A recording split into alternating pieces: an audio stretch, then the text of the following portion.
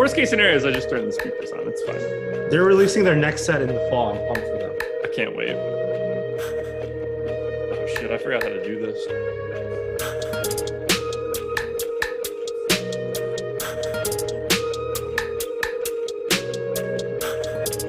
And we are live. I don't know where to put that cough drop in my mouth while I do this read. This is poor timing.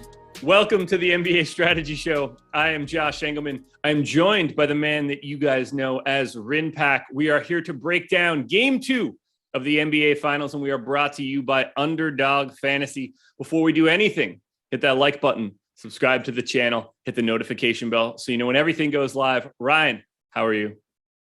I'm doing well, and I'm glad you're doing better. I heard you got hit with the Rona. I did. Bounced back, and I'm looking forward to talking about Game 2, about what an exciting fourth quarter we saw in Game 1, and now let's see what we're going to see in Game 2. What were your thoughts on Game 1? I have no thoughts on Game 1. I saw precisely 0 seconds of the game. Not ideal for me. Yes, as you mentioned in the lead up, I got the bug as of late Tuesday, early Wednesday, which was not ideal. So I've been on the mend for a couple of days. Yeah, I saw none of it. I did not see a single second of that game. The only still frame I saw of the game was like Curry half rolling his ankle on some three, I guess, but never left the game. Yeah, I didn't see anything. I missed our playback stream, unfortunately. I missed literally everything. I've basically seen nothing in sports. The only thing that I made sure to check over the past couple of days was to see how Patrick Reed did, because he was my one and done pick. I didn't know who I was going to take in one and done. Eric mentioned that I should take Patrick Reed. It was a great week. I then saw a friend of the program, Ben Raza, post his golf picks on Twitter. Patrick Reed was like one of his favorites. Patrick Reed, by all accounts, played like absolute ass for the first few days. Did make the cut, but he's fixing to be in like dead last of people that made the cut. So great one and done pick from my fellow Awesemo.com employees. But that's the only thing that I know that's happened in sports in like the last couple of days. I guess they're a bunch of frauds, right? I mean, I know it's just awful. Don't worry. Now that I don't have COVID, I'll take over the golf content too. One by one, here you come. But yeah, Game 1 was a real weird game, in my opinion. It was really weird because we just saw these runs in these playoffs based on the three-point shot have been maximized to the fullest. And just like Curry comes out hot, hits 6 threes in the first quarter, a historic first quarter for him. And then Boston has like a historic fourth quarter, like all of NBA history. They just did not miss from outside. Like, I think people are underestimating how historic of a quarter that was, especially to happen in the NBA Finals against a Steve Kerr-led Warriors team. He's like the mastermind of not blowing leads in the finals. Leads in game. But it was a fun game to watch. Al Horford and Marcus Smart popping off along with Jaylen Brown, really riding them, and Jason Tatum went full-on facilitator mode. Can that continue at the efficiency that was done in the fourth quarter? Unlikely, but Game 2 is going to be a different breed of a game. We might see a rotational change from Steve Kerr with Gary Payton. Does Daniel Tice still get rotational minutes? That was a shocking rotational run that I saw in Game 1. But here we are, Game 2. There's a bunch of money to be won tonight. Let's get to it. Yeah, let's dive into it. Let's start on the Boston side, because I think that's the side that's going to be significantly easier to talk about. Generally speaking, it's you kind of know what you're going to get out of the winning team in the next game. And it's not as if the Celtics have a ton of options anyway. Like we know who their rotation is. The biggest question mark that we're going to have in this one is the health of Robert Williams. Do you have a lean on him right now? Like, how did he look to you in Game 1? We have two days off in between games now, which should be helpful. Are you reading into his questionable status at all? I'm just going to ride with the questionable status we've gone the last couple of games. He's going to play. He's going to run himself out for hopefully 20 minutes. There was some great plays in the fourth quarter. He had some, when the momentum was shifting, he had some great alley-oop lob catches and put him down. In a one-game setting, Rob Williams is not the guy who I'm like excited to go to by any means. I think I'm fine if I just land on him type of situation. But I also know Rob Williams on FanDuel and Yahoo, where he gets those steals and blocks bonus, especially block bonus, can really carry a potential lineup in terms of not only being raw points, but a potentially unique lineup with less duplications. is pretty important over there, but he's someone who looked fine. I think he probably could play a little bit more minutes if he really needed to, if it was like a must-win situation. But he's definitely not 100%. I think he's somewhere probably like 75%. I'm just gauging based off what he looks like. He's definitely a shell of himself of the regular season. There's no question about that. Yeah. We'll see how the defensive schemes change a little bit maybe in game 2. So I think he's all right. He's nothing that I'm too excited to play, but I think he's just rolling himself out there. And I think anywhere from 20 to 26 minutes is how I'm seeing what his minutes rotation will look like from a game-to-game series. Yeah, I think we're on the same page there. I think he's probably the only guy from Boston that's a true wild card in that you wouldn't be surprised if he had some big rebound, multiple block day and becomes, that guy that's essential. He could also play 16 minutes, the knee's not feeling right, and they shorten that rotation up and go a little bit smaller. Because I don't think that you have anything really interesting to add on Jason Tatum or Jaylen Brown. I know I don't have anything really to say about those two guys. Like, did you see anything coming out of has anything changed for you? Jason Tatum's 10-4 on DraftKings, Jaylen Brown 9,600. Is there anything new to you for either of those two guys, or is it just sort of business as usual at this point in the playoffs? I could argue Jason Tatum had some sort of stage fright for game 1. He was awfully hesitant to just shoot the shots that he just puts in the bank. But when he was hesitant, he knew that he had to defer the ball to Jaylen Brown. So that was great to see. That's why his assist numbers were tremendous last game. Not something that we see from Jason Tatum night in, night out. He was playing exceptional facilitation role. And I think we might get a recency bias out of that where, look, Tatum's not going to be that poor from shooting always from game in and game out. We've seen that happen in the playoffs. He just bounces right back. And I think we might get like the recency bias flip where people are going to be overly heavily rostering Jaylen Brown, and we find a way to go to Tatum where there could be the opposite fantasy point distribution of Tatum can easily outscore Brown by 20, 25 fantasy points. That's obviously an extreme situation, but in a one-game setting, we've seen this happen in the playoffs nonstop. So that's a situation where I think we could expose the field a little bit, but you're going to like Jason Tatum regardless. I mean, he could be the highest scoring player on the slate by 15, 20 points. So it is interesting. And we could talk about it, I guess, from a FanDuel perspective, because DraftKings is always going to be a little bit different, but just the way that this series sets up, we've got Curry, Clay, Wiggins, Draymond. If you want to put someone like Jordan Poole in that group, that's fine. Tatum, Brown, Smart, Horford. We've got a lot of viable high-end NBA talent. And on FanDuel, it makes it so this isn't like a series with Luka where he's like 90% to be in an optimal lineup on FanDuel. Like it's very hard to avoid him because he projects 15 points ahead of everybody else. There's a very realistic scenario that you're either playing Jason Tatum at MVP or star, or you're probably not putting him in a lineup at all. And that's where we see the ownership going, where he's currently projected for, basically 40% at MVP, 10 to 15 at star. And then you just don't really see him anywhere else. That's not a lot of ownership to the guy that has the highest projected score of anybody here. So for FanDuel, it ends up looking entirely different than the path that we need to take for DraftKings. Next follow-up question for the rest of Boston. Are you expecting more normal starter run for Marcus Smart today? Did not play big minutes in the first one. Ended up finishing with 29 and a half, that came out for the final minute of blowout run. So call it 30 and a half. I'm thinking Smart's more likely to be playing something in the 36-minute range today. I agree with that as well. And Marcus Smart, someone who I believe truly lost minutes to good play of Peyton Pritchard last game. So there's a stretch in the fourth quarter. Peyton Pritchard and Derek White kind of were the reasons they got back in the game. They went back to back to back threes. They had a 4 possession stretch where they had 4 threes in a row, and it went a rotation of Horford, Pritchard, and Derek White just taking over the game along with Jaylen Brown getting some and ones. But I think Pritchard stole some minutes from Smart, and Derek White's been taking some minutes from Rob Williams at times in previous playoff runs and in this one as well. So easily we could see Derek White, he played 32 minutes. He could easily go down to 26, 28, and Marcus Smart picks up some of those. And Pritchard, it was interesting. They didn't hunt Pritchard on the defensive end, Golden State. That might change in a game 2 game plan from Steve Kerr. And Pritchard, 16 minutes could easily be 10, and those could go to Marcus Smart. So in the game-to-game setting, those volatility of those back-end rotational guys like Pritchard is where we can take advantage of the field of quote on fucking up. So, and that could easily happen tonight. How do you feel about Pritchard at 3,600? It feels like a price tag that's kind of difficult to get to. I don't expect him to be the man on the glass again, like he was in game one. He didn't take a ton of shots, but everything that he did sort of shoot went down 3 or 4 from the field. Is Pritchard viable for you at 3,600? Because you kind of need a very specific game. Now, he is not owned.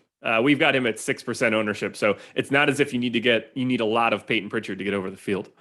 Yeah, at 6% ownership based on ownership projections, I do think that will evolve throughout the day. It might trickle up a little bit, but a lot of things need to go right his way. We need the way I'm going to talk about how he can pay off for you.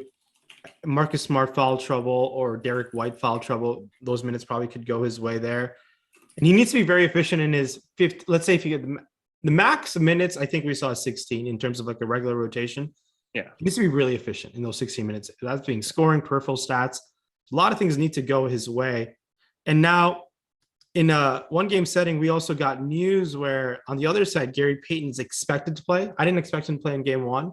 I do expect him to play a little bit in game two. I'm going to take some savings potentially with Gary Payton and trying to see how that goes.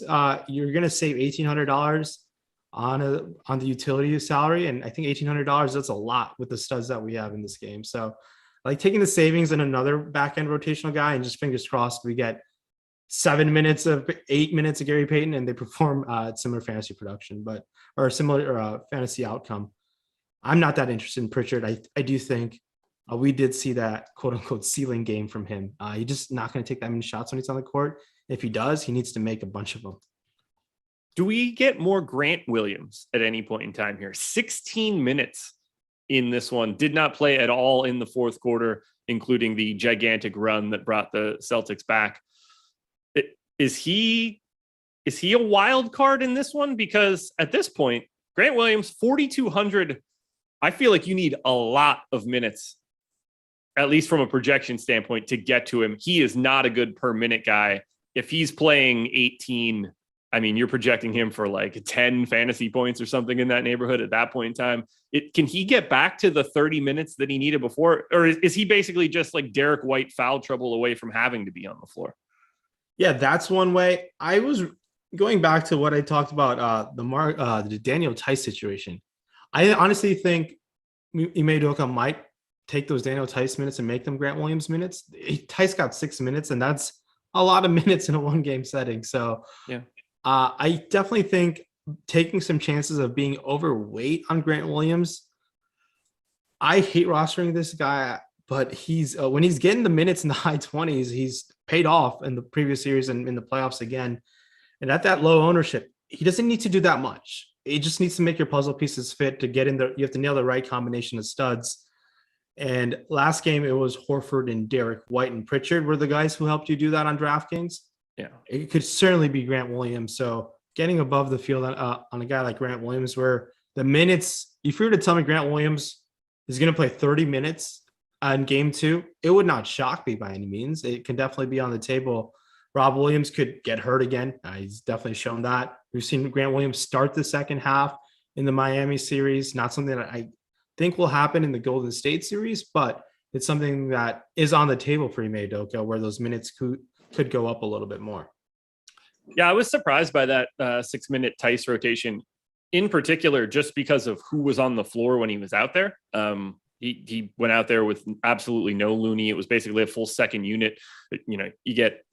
Look, it's really easy to play Daniel Tice if Andre Iguodala is on the floor, because he is a complete useless piece of offensive play for the Golden State Warriors. So if Draymond is out there as well at a time where Steph is not out there for half the time, then you can get away with Daniel Tice minutes in this series.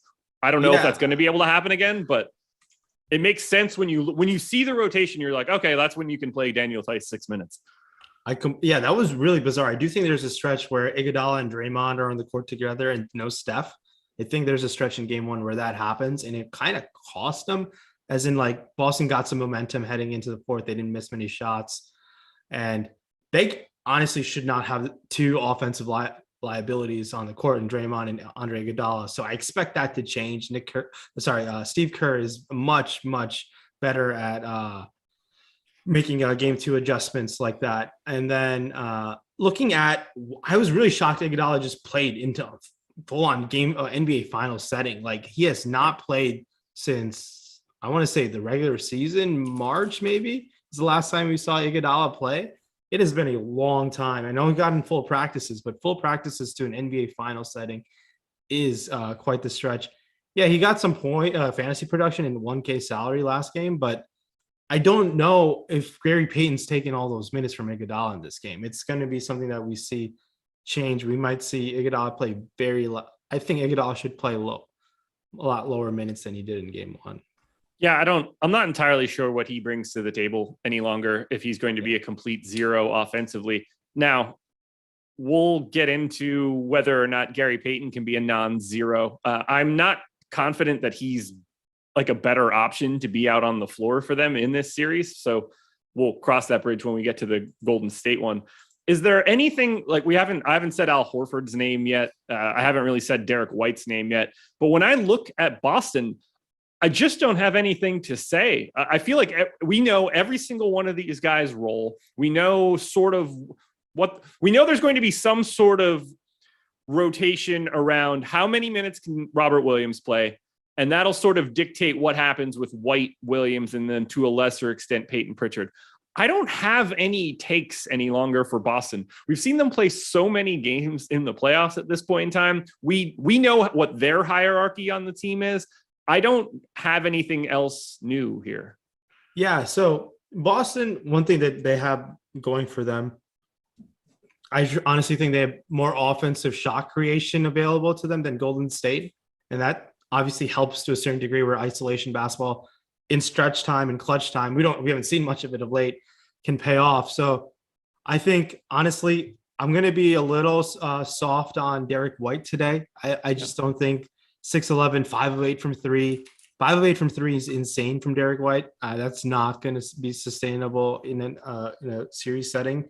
So I'm a little less on Derek White. I think we might get Jason Tatum at a lower ownership than he should be. I mean, I like his minutes. They're going to be 40 plus minutes. I don't think 3 of 17 is on the table. I'm hoping for more like 8 of 18 or 8 of 20, hopefully.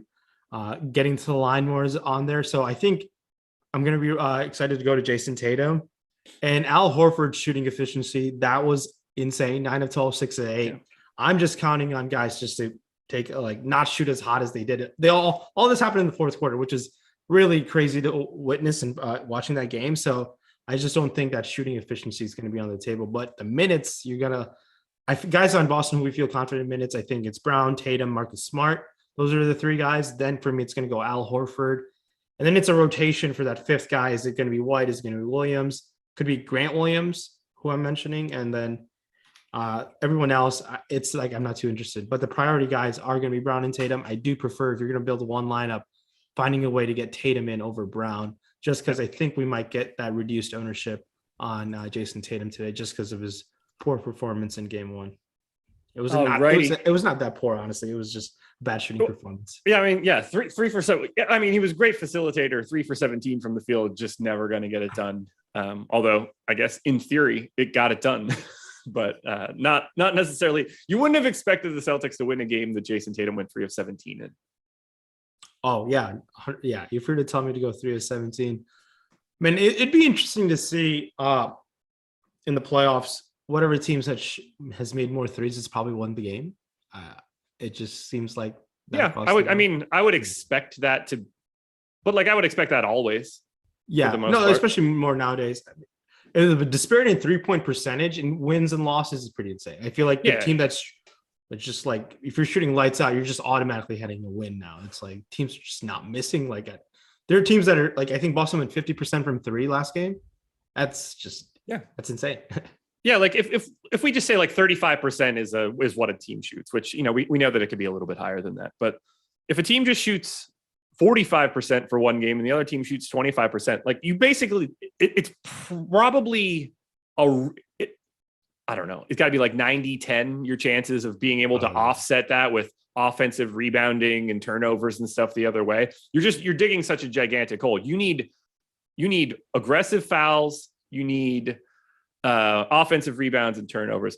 I'm excited for you to talk right now because I got that bloop, bloopity bloop. So I want to know if I lost them both or just one. Okay. Yeah, no, I mean, yeah, back in the previous, like, let's say 5-6 years ago, the playoffs were like, whoever got to the line more, whoever got more rebounds were winning the game. Now I feel like it's the shift to the 3-point. Obviously, 3-point shot has led to a ton of variance. That's been why we seeing more blowouts. I do think we'll see a blowout or two in this series. I mean, just the way, like, how they live and die by the three, both teams, definitely on the table. And, like, to say this is every game in the finals is kind of a must win. You're there trying to win the game, but if Golden State drops the game today, the series is a wrap, right? I mean, it's hard to see them losing 2 games at home and going to Boston across the country. It definitely could happen, but it'd be quite the feat to pull that off. So they kind of did drop the ball there. They blew a massive lead.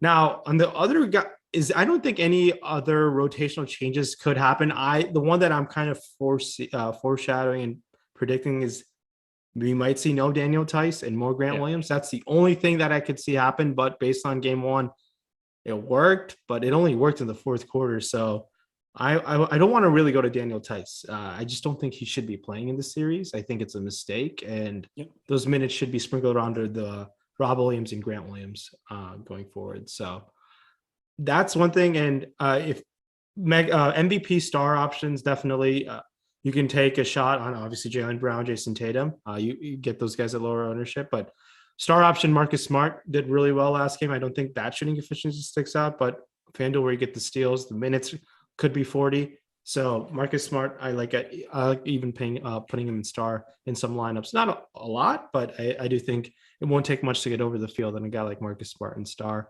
Al Horford, I'm a little bullish on just because of I think we get recency bias ownership of that shooting performance, but it's shocked. If he continues to play like this, he's going to win Finals MVP. Probably. And Chandre, he's like the chat version of COVID. Brown is not the best player on the Celtics. That is an opinion held by absolutely no people whatsoever. Jaylen Brown is the best player on the Celtics. He's probably the best player on the Celtics when Jason Tatum's on the bench, but that's about it. I think Jaylen Brown is the only person that thinks Jaylen Brown is the best player on the Celtics. You think Jaylen Brown thinks like that? I don't think I think he's pretty unselfish. Oh, well, I think those are two separate things. I don't think you get to that level in life if you don't think that you're the best player on that team. Interesting. Yeah, I don't know. I've never been in that position in my life to like he would never answer it like that. He'd be like, I bring stuff to the table and Jason brings stuff to the table. But if he was just like, when push comes to shove, who should have the ball? He's gonna be like, me. I'm the best player here. Yeah, okay. In that setting, sure. I can agree with that. But yeah, I always found it bizarre. They wanted, like, people thought they couldn't work out. I just thought they just need time and it would easily work out. They could have gone there in, I don't know, 2017 against LeBron, but they're young. They're going to be good together for a long time, I think. And this is why he's COVID. It's not sleeping on Jaylen Brown to think that Jason Tatum is better than him. I think Jaylen Brown is quite good at basketball. I'm not entirely sure he's being slept on with his $14K salary and 46% ownership on FanDuel today.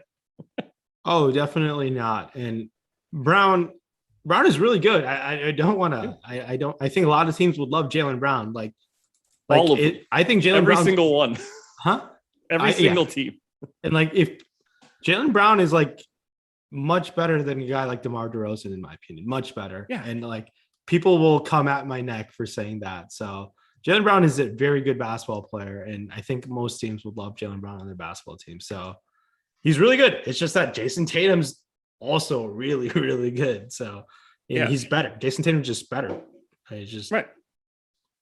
Tatum has really MVP. Easy. Like he has an MVP like potentially the next 5 years. Sure does. All right, guys. NBA strategy show. One gigantic word. That is the promo code for today. If you are interested in signing up at Awesemo.com and you never have before, use that promo code. Get yourself 50% off your first month of Awesemo Plus Platinum. Covers everything: projections, ownership, lineup builder, Discord, and more. And when I say and more, I mean literally everything that exists on the website, except for Fantasy Cruncher. That's a paid add-on. You can add it at checkout. Put it in your cart. You're good to go. Super simple. It's the perfect time for you guys to be signing up because this is the promo code right now, and it's a really good deal. So that's why it's the perfect time to do it. Again, NBA Strategy Show, one giant word. You can see it on the screen. Make sure you're signing up. But what you should also do, another place that you should be signing up, that would be with our friends at Underdog Fantasy. They've got contests for the NBA playoffs, including tonight's $50K Sunday Slam. You can go to underdogfantasy.com, click the link in the description of the video. That will help you out as well. Download the app in the App Store and use the promo code Awesemo to double your first deposit up to $100. Again, Awesemo. This should be pretty easy for you guys to figure out. AWESEMO will double your first deposit to Underdog Fantasy. In fact, are you getting into best ball drafts? So in the state of Michigan, Underdog Fantasy has chose not to be legalized. So okay. I have played some Underdog in other states. I do think if you want to chase a prize pool, you want to chase a prize pool with $2 million up top. So I think I've played some of their NBA. I do think it's an intriguing format going forward, but Underdog they've done a great team. Their team is definitely causing havoc in the, I guess, sports. You can't call it DFS. It's just like, it's a completely new format of fantasy sports. So I like Underdog. I think it'll be a ton of fun in the summer to kill time as once the NBA finals are done. So I think I'll go down to a state where it's legalized and fire off some best ball. There we go. I have some crazy strategies with the best ball. I personally don't think there's much of an edge in best ball. I agree. Your edge can be greater if you use our stuff, but I just like having fun with it. I will literally just stack up the whole team over and over again. Yeah. So I'm not it's football, so I can't care enough. Like, if you want to win the whole shebang, you need to get the final week of the season correct. You're going to need to hit someone that's a random. And I just can't begin to care about it. I'm going to pay a lot of attention to NBA next year because I think that's a spot where you can really see how people can get rotational minutes later in a season. You're, like your Josh Giddeys. How did you try the NBA playoff best ball format? I haven't. Okay. I definitely thought if you were to like stack up your team by the team that's going to go to the finals. So if you like, you mean like at the beginning of the playoffs? Yeah. Yeah. I did get into a couple of them. How was that experience for you? I liked it. I tried to go pretty stack heavy as well. Just try to basically pick a finals matchup if possible. Try not to get anybody that would overlap unless you don't have a choice by the end of your draft. Or I didn't want to take guys that I didn't think were going to play at all. I have not looked. I don't think that it went well. I guess I can let you know if anything is still alive, but I was pretty heavy on Memphis based on my draft. So I assume I'm getting destroyed. Once I saw the format, unfortunately, I couldn't play that week. I was really busy at a bachelor party that week when the contest launched, and it was you had only 4 days to get your drafts in. But I was thinking, I was super bullish on this Warriors team of getting to the finals, and I was thinking I should just keep drafting the Warriors guys over and over again. But then there's probably a huge benefit if you know series that are going to go longer. Like this, if you're going to predict if the team's going to play more 7-game series than the other one. And Boston's played 2 of them. So if you have Boston, you're pretty much winning the tournament. I feel like it would shock me if you win the best ball tournament without a Boston player. I didn't have much Boston. So I got 2 second places, 2 thirds. I didn't get anything into a first and move out of I didn't get anything into the finals, but that's because I was heavy on Memphis. And if you use the projections that were on Awesemo.com for the couple days that were there, you were heavy on Memphis as well. So the reason I know that is because they were mine. All right, let's get into Golden State because I think this is the spot where we've got ambiguity. The losing team is the team that generally needs to make some changes. Now, I don't really think that we have much to say about Steph, about Clay, about Wiggins, about Draymond. Do you have anything in that group of 4 that stands out to you? I mean, I like Draymond quite a bit today, but I generally like Draymond a lot just anyway. But like for those four guys, we know what they do. We pretty much know exactly how much they're going to play. Their roles don't really change. Do you have anything new for those four? No, and we all know they have an upside to them. The guy who hasn't hit that upside that much in the playoffs has been Draymond, and it's kind of been the reason why playoff success has not as gone as well for me is because of Draymond Green. He's had other plans in terms of fantasy production, but God, I love those minutes he played. 38 minutes, 12 shots seem a little bit higher on the higher side, but the reason why they were so high because he got up to 38 minutes. I expect him not to shoot 4 threes ever again. There were some awful 3-point shots he took. So we'll see the shot production, shot volume go down for Draymond, but I love the minutes. And when Draymond's playing so many minutes, a triple-double is always on the table. So he has that ceiling within him, honestly, to be a great captain option, great MVP option, great megastar option, alongside guys like Steph and Clay. I'm a little bullish on Andrew Wiggins in this series, but when a guy's going to play so many minutes, he can always find a way to be a great captain option. Not someone who I'm looking at MVP when he has to overperform guys like Jason Tatum, Jaylen Brown, Steph Curry. It just doesn't seem that likely. Does it happen one time out of 100 games? Maybe, if that. It probably does not happen even in a one time out of 100 game setting.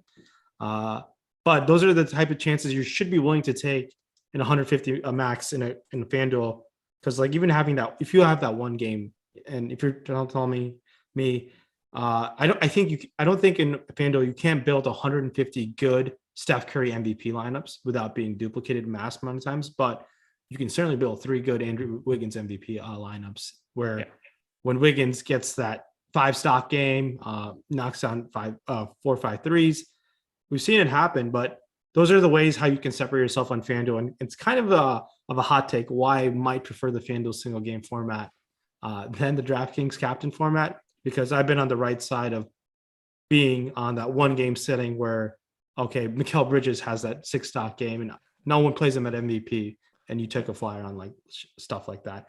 And that will pay off massively on a FanDuel setting. Unlike on DraftKings, everyone's going to fall in the same lineup because the salary multiplier just pushes you on the same studs.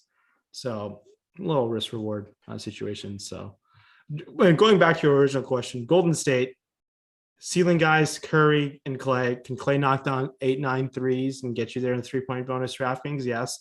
And he might be a little bit underowned. He was not good in the last game, defensively and offensively. He was very disappointing. Jaylen Brown always had the quick first step on him on the defensive end. Offensively, just didn't get going. I think Clay should be shooting the ball 20 times a game if he's going to be able to get that. There are some tough fadeaway shots he was taking. We'll see how the game plan changes and how they probably want him to get involved to get more open threes maybe is on the table. But Klay Thompson should be taking more shots. And I like going to him and being above the field today just because when a guy's going to play 39, 40 minutes, there's so many ways he can pay off that salary. We have him at 6.5% captain ownership. I love him today at that number. He's the guy that I would like to get most over the field on.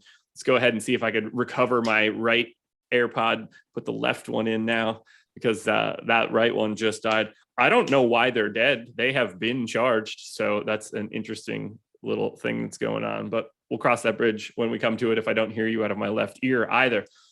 Here's what I want to get to. I think this is the most important piece of all of this because I think Looney's role is probably where we need it to be. Poole was dreadful. I could see him going one of 2 different directions. I mean, he could just play better or get phased out because he's, pretty bad defensively. Oh, so bad. You mentioned Gary Payton coming back for this game. I'm not sure that's the answer unless the question is Andre Iguodala not playing now? Because I don't see those guys as all that different from what you're trying to do in the game. Both guys are going to be out there for defensive purposes. Both guys are going to be completely unguarded offensively. Is it possible that it's not Gary Payton today? Oh, he certainly. You're telling me Gary Payton plays 0 minutes again? Yeah. I think based off the Game 2 media day yesterday, it seemed like Kerr wants to play. But and then before Game 1, there was definitely reports where Kerr was hesitant and he didn't want to play him at all. So reading into coach psychology is like really hard to do, but it's a 1-game setting and salary is a thing where Gary Payton's only $1,800 on the utility spot. It gives you a lot of flexibility. And it's really valuable. Yes, if Gary Payton puts up 2 or 3 fantasy points, we've seen this work out where if you have the right combination of studs, you're sitting up top. And that's what makes the salary portion of this single game setting very fascinating and intriguing to take a flyer even on Gary Payton. Andre Iguodala is $400 cheaper. And how much higher owned is he going to be than Gary Payton? Based on our own projections, he's not that much higher owned, but I do think in such a large field tournament when there's so many casuals playing, I think they'll ignore the Gary Payton situation and just take the savings with Iguodala. So we might see Iguodala a little bit more higher owned, but like you said, I'm not sure if he's the answer by any means. Like Gary Payton is obviously an above average defender. I don't know if he's elite defender like everyone says he is, but he's definitely pretty good on the defensive end. And I don't think he's going to play 20 minutes. I'd be shocked to see him play 20 minutes. And he's also coming off a left fractured elbow, which is his shooting arm. And I just don't think he's an offensive threat. It would just be, he's going to be on there to kill minutes on the defensive end and try to contain guys like Jaylen Brown. I like going to him just because of the salary and it's an easy ownership flip from Iguodala. But that's only the reason why. In FanDuel, he's $7K. It's okay. Iguodala is $1,000 cheaper. And it wouldn't shock me if Iguodala doesn't play. And if this all leads to what are Kevon Looney's minutes look like? Because I think Otto Porter showed that he can hang with Jason Tatum on the defensive end, which is really helpful for this Golden State team if they want to win the series and potentially go small. Otto Porter played really well defensively against Tatum. And I don't know how sustainable that is for Porter over a 7-game series, but he definitely seemed like he got the coaching staff's trust of being on there to potentially you're not going to stop Jason Tatum, limit him over and over again. And this is just going to lead to the lack of minutes for Looney. I think Looney's minutes seemed like around the high 20s might be the max. And I think we might have seen the Jordan Poole renaissance kind of come to a close because, boy, he just is a literal ghost on defense. It's bad. Shout out to Michigan, but he was awful defensively at Michigan as well.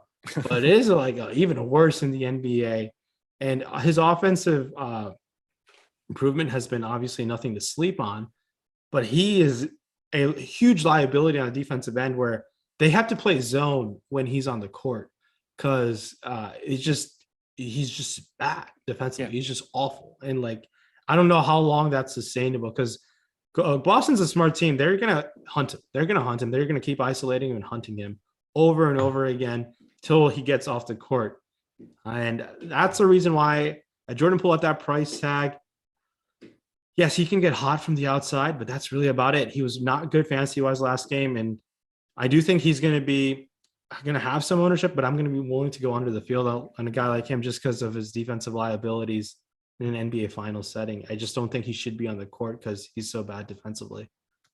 Do you think there's any possibility that we end up seeing Moses Moody, Damian Lee instead of someone like Gary Payton? Could that be the spot? Now, look, if Gary Payton is, under 10% owned like we have, well, technically under 10% owned like we have him right now, I don't think it matters all that much. But is it possible we just happen to see a different rotational piece for the Warriors here where they look to get slightly more offense than defense? It's certainly possible, and it wouldn't shock me at all if we see Moody crack the rotation. Now, let's backtrack. I'm going to talk the reverse way of guys who I don't expect to crack the rotation. I don't think Toscano Anderson cracks the rotation. I don't think Kuminga cracks the rotation. I don't think there's a chance Bjelica can crack the rotation just because of some stretch shooting might be needed because of the offensive liability of off the bench. Because not many of those guys are offensive creators. Like Iguodala is not one. Otto Porter has some offensive game to him if needed. So pretty much anyone else. Actually, I don't think Damian Lee would crack the rotation. We kind of saw Moody just surpass him in the rotation. So Lee and Toscano Anderson and Kuminga are the 3 guys who I don't expect to crack the rotation. A lot of things would have to go wonky for them to see him, but you can make a case for Moody, Bielitsa, Gary Payton, all of those guys to crack the rotation. I don't think I missed anyone. And in a one-game setting, I'm completely fine. If you're building a lot of lineups, taking some flyers on guys who might crack the rotation, it can pay off for you. It has for me in the past. So, and in one game setting, when the guys are the best way to take a risk is on the guy who's has like very limited salary. He doesn't have to do much when he's on the court. So that's how I feel about it. Very unlikely that we see that. The thing that I'm trying to see might happen is more Gary Payton, less Jordan Poole, less Iguodala, and the same amount of Looney is how I'm predicting the rotation outside of their kind of big four. Okay. And Otto Porter's minutes are going to be the similar, in my opinion.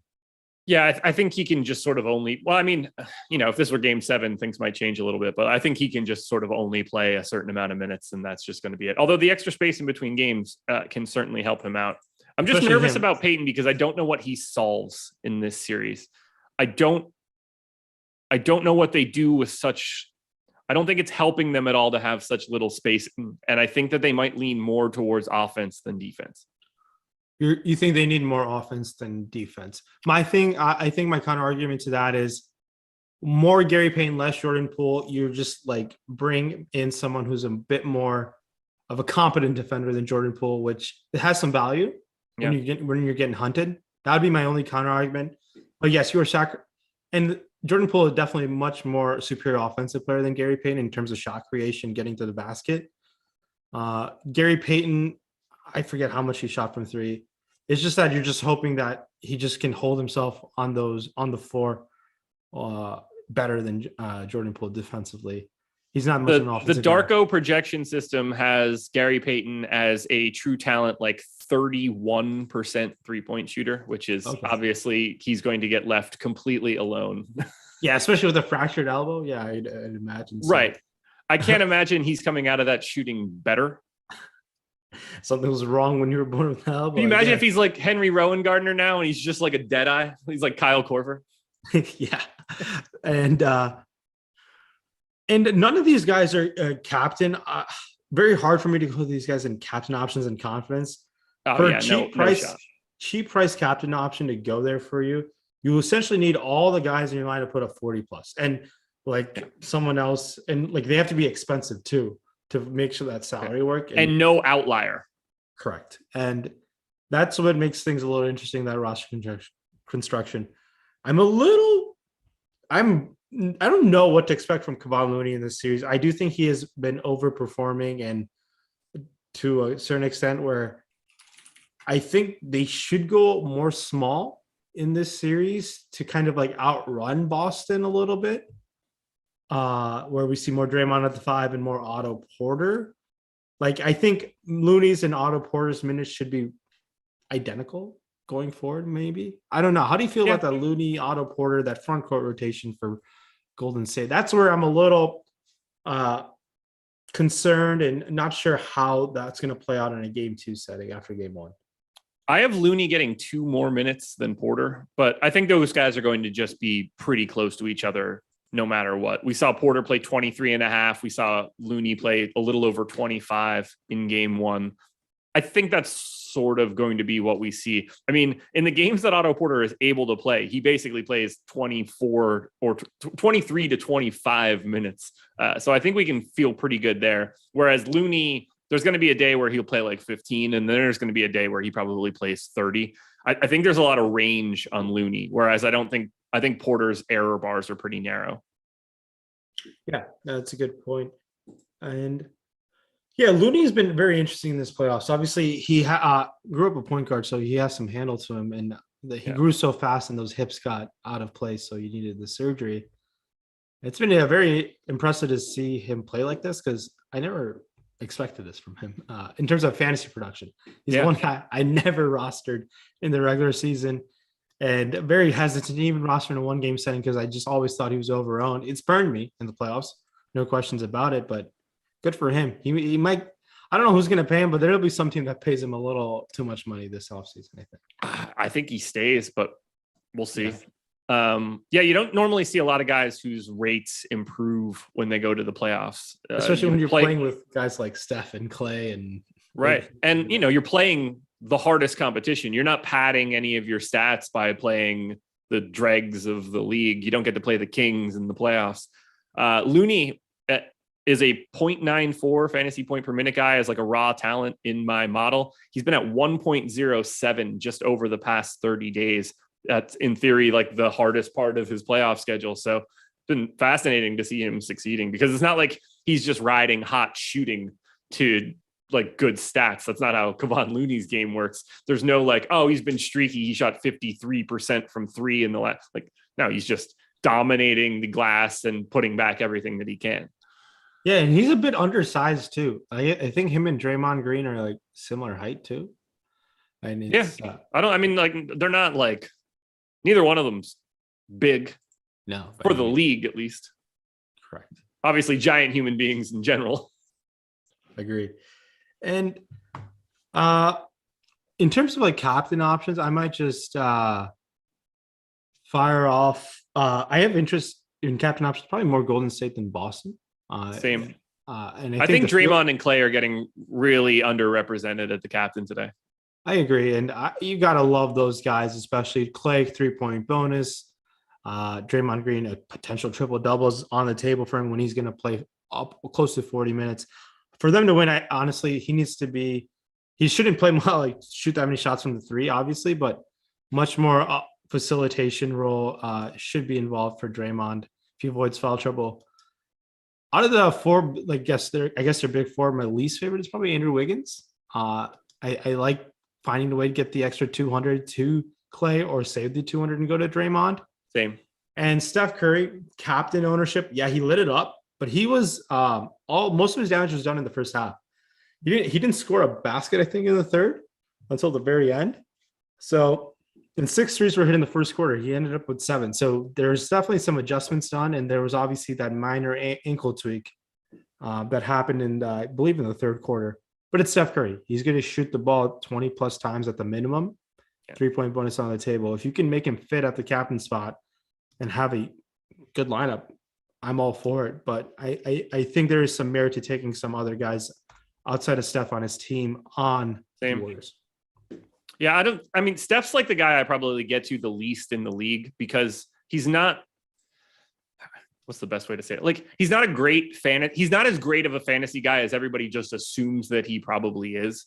Because it doesn't fill out the same way that other stat sheets will fill out. So, he's like, don't get me wrong, obviously elite and exceptional, but I think people think more of him. He's so much easier to, like, people want to roster Curry. Like, he's probably got the most casual appeal of a guy that a random person would just want to put in a lineup. It's very natural for his ownership to go a little bit higher than it should because he's Steph Curry. But on a per minute basis, he's usually a little bit more overpriced to me than he probably should be. And like, I think his ownership is spot on today, 14% in the captain. That's exactly where he came out of my sim. I'm only different in the aggregate by 1%. So I don't have any change there. The guys that I want to try to get to are the guys that I think are showing up a little light. And it makes me feel even better because the Warriors lost game 1. In theory, you think they are coming back and, like, proving something today. Well, if Klay Thompson's massively underowned at both captain and utility. Draymond is massively underowned at both captain and utility. Both of those things fit the narrative of, I think the team that's playing at home that lost game 1 is going to come to play.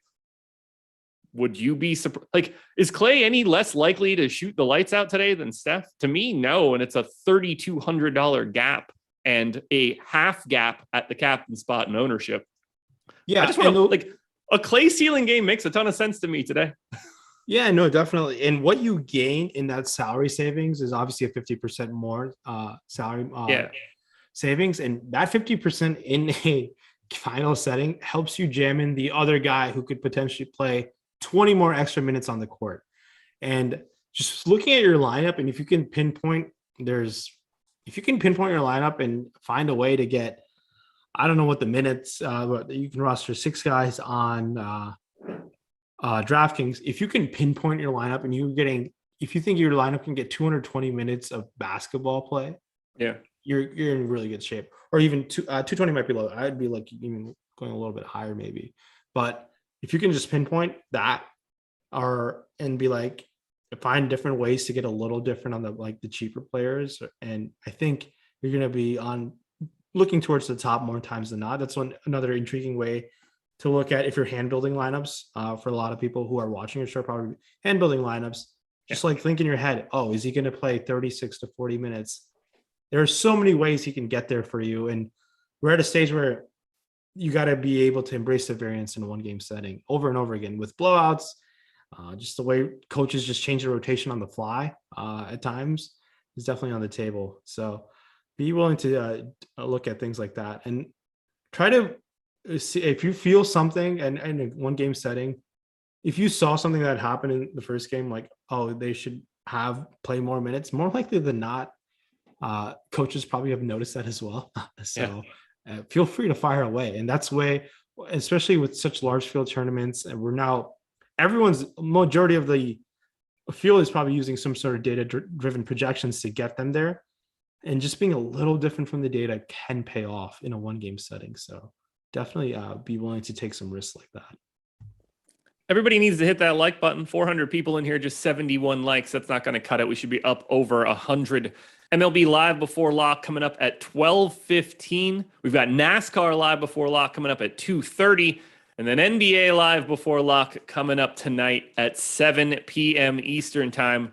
Is there anything else that we haven't touched on? Anything else you want to add? Any stone we haven't unturned for game 2?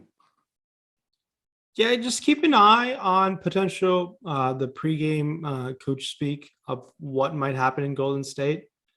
To get some more insight, it's a little tough to know what's going to happen outside of their starting 5 in Otto Porter. Starting 5 in Otto Porter, because I'm a little worried about Jordan Poole's minutes in this series. Yeah, if he can't stay on the court for defensive reasons, I think Steve Kerr is willing to sacrifice that for just potential better defense to give him a shot to win games. And then on the Boston side of things, some of the monitoring game 2, Dan Tice's minutes. What is going to happen between Derek White, Peyton Pritchard, Grant Williams? Is the bench, how does that rotation play out? I'm a little bearish on Derek White's minutes today, but more bullish on Marcus Smart's minutes. So let's see what happens today in game 2. I'm hoping the series goes 7 from an entertainment standpoint. Sure. We need a 7-game final series. I think the NBA loves when Boston's in a 7-game series. I think all their TV ratings go through the roof. And game 7 TV ratings would be insane for this one. Yeah, you're getting Golden State, kind of like the team of my generation, like over the last 10 years. Yeah. They are the social media team. Like they blew up as social media blows up for NBA. Yeah. And I think people take them for granted. They're amazing guys. Like we're going to miss Steph Curry. We're going to miss all these guys when they're all gone. And there's just a ton of fun to watch. Like the way they've operated this offense, more passes than dribbles. Like it's been basketball poetry, but I hope Golden State wins. I think it'd be a great story for the dynasty to continue, but I just want 7 games. I just love 7 games. So give me 7 games. You, me both. Guys, thank you so much for joining us here. Once again, hit that like button, subscribe to the channel. Go sign up at Underdog. Click the link in the description of the video. That will help you out a ton. Make sure you're watching game 2 tonight. Check out all the other content that we've got at awesemo.com today. Plenty of shows for the rest of the day, for the rest of the sports that are going on. Baseball, NASCAR, and then NBA closing it out. Good luck. Game 3 Wednesday, right? Yeah, they're getting 2 days off for travel day for this time around. And then I think we get game 4 Friday, but I have no idea. Game 3 Wednesday is the only. We'll tell you whenever game 4 is when we get to game 3. Good luck, everybody. We're out of here. Peace.